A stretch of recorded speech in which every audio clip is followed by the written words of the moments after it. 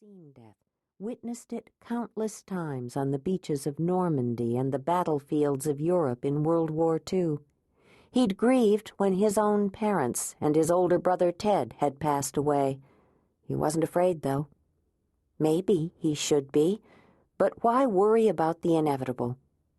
An exhausted young mother sat across the room, keeping her little girl entertained by reading to her.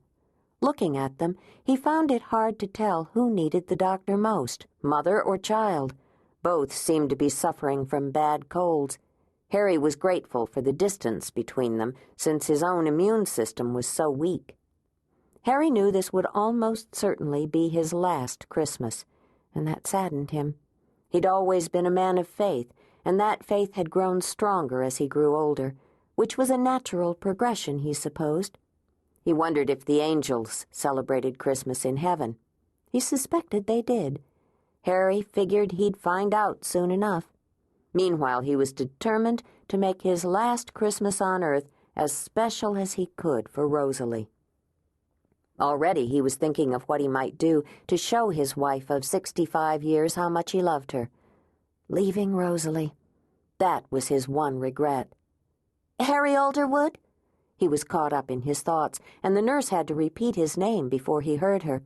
She was a young woman named Kelly Shannon, or was it Shannon Kelly? But he affectionately called her Nurse Ratched. She didn't seem to mind. "Harry?" "Coming." He needed a moment to clamber to his feet. Sometimes he forgot that his legs weren't as steady as they used to be. Not long ago, he didn't have a problem getting out of a chair, but these days he got so winded just standing, he could barely walk. Growing old wasn't for sissies, that was for sure. Using his cane for leverage, he slowly pulled himself upright, smiled at the young mother across from him, and carefully placed one foot in front of the other. More and more, walking even a few yards was a chore. Still, he waved off Nurse Ratched's offer of assistance. He took several deep breaths and winked as he walked past her. She smiled, adjusting the holly brooch she wore on her crisp white uniform. He liked her attention to Christmas, and he was grateful that she didn't rush him. That was the problem with people these days. They all seemed to be in a hurry, stepping around him, practically pushing him aside in an effort to get ahead in the grocery store or the parking lot. Didn't these folks realize he was moving as fast as he could? A few years ago, he used to be just like them, trying to get someplace quickly, and then, once he arrived, wondering why he'd been in such a hurry. "Your color's good this morning," Nurse Ratched said as she held open the door of the examining room and waited for Harry to move inside. "You must be feeling better." Harry never did understand why other people made assumptions about how he felt. No one really wanted the truth. Well, okay, maybe doctors and nurses did.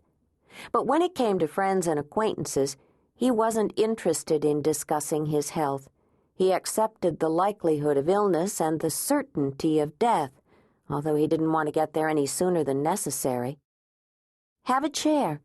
Dr. Snellgrove's nurse pointed to the one against the wall. It took Harry a long time to reach that chair and sit down again. The nurse, chattering in a friendly manner, checked his blood pressure, which was normal, took his temperature, which was also normal, and then, after asking the usual questions, left the room, closing the door behind her. 5 minutes later, Dr. Snellgrove appeared. Harry still found it a bit disconcerting to have such a young doctor.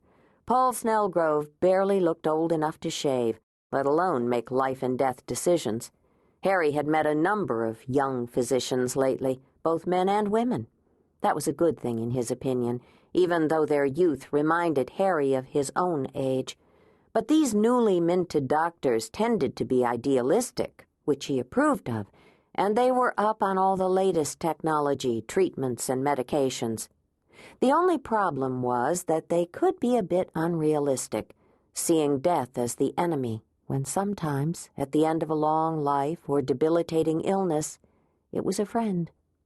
Dr. Snellgrove wasn't like that, though. 3 or 4 years ago, he'd bought out Harry's long-time physician's practice.